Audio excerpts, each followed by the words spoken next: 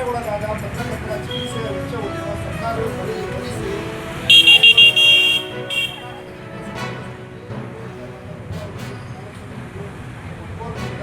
ಒತ್ತಾಯಿಸಿ ಮನವಿ ಮಾಡಿಕೊಂಡಿದೆ.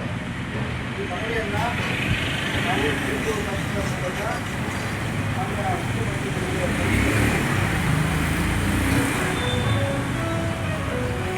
ಅದೇ ಅದನ್ನ ಧರ್ಮಸ್ಥಳ ದೇವಸ್ಥಾನವನ್ನೇ ಬ್ಲಾಸ್ಟ್ ಮಾಡಲಿಕ್ಕೆ ಹೊರಟಿರ್ತಕ್ಕಂಥದ್ದು. ಎಲ್ಲದರ ಹಿಂದೆ ಒಂದು ಭಯೋತ್ಪಾದಕರ ಜಾಲ ಇದೆ ಅನ್ನುವಂಥದ್ದು ಇತ್ತೀಚೆಗೆ ಎಲ್ಲರಿಗೂ ಕೂಡ ಗೊತ್ತಿದೆ.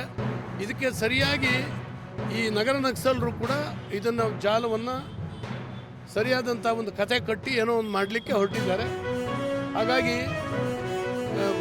ಈ ಬಗ್ಗೆನೂ ಕೂಡ ಸರ್ಕಾರ ಎಚ್ಚರಿಕೆಯಿಂದ ಡೀಲ್ ಮಾಡಬೇಕು. ಇದಕ್ಕೆ ಭಯೋತ್ಪಾದನಾ ಚಟುವಟಿಕೆಯ ದೊಡ್ಡ ದೊಡ್ಡ ಸಂಸ್ಥೆಗಳು ಇವತ್ತು ಕೆಲಸ ಮಾಡ್ತಾ ಇದ್ದಾವೆ ಧರ್ಮಸ್ಥಳದ ವಿರುದ್ಧ.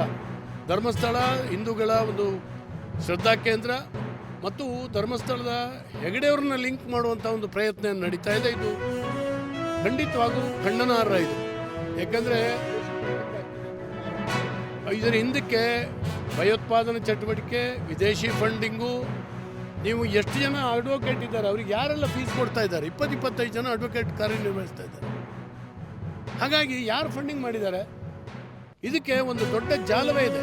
ಹಿಂದೂ ಶ್ರದ್ಧಾ ಕೇಂದ್ರಗಳ ಭಂಗ ಮಾಡಬೇಕು ಅನ್ನುವಂಥ ಒಂದು ಚಟುವಟಿಕೆ ಈ ದೇಶದಲ್ಲಿ ಏನು ನಡೀತಾ ಇದೆ, ಅದರ ಪ್ರಕಟೀಕರಣ ಇವತ್ತು ಧರ್ಮಸ್ಥಳದಲ್ಲಿ ಆಗ್ತಾ ಇದೆ.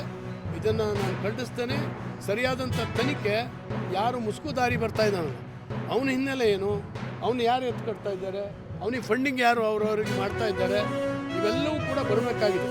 ಅವರಿಗೆ ಯಾರ್ದೋ ಕೊಲೆ ಆಗಿದೆ ಅದನ್ನು ಭೇದಿಸ್ಬೇಕು ಅನ್ನೋದಕ್ಕಿಂತ ಧರ್ಮಸ್ಥಳದ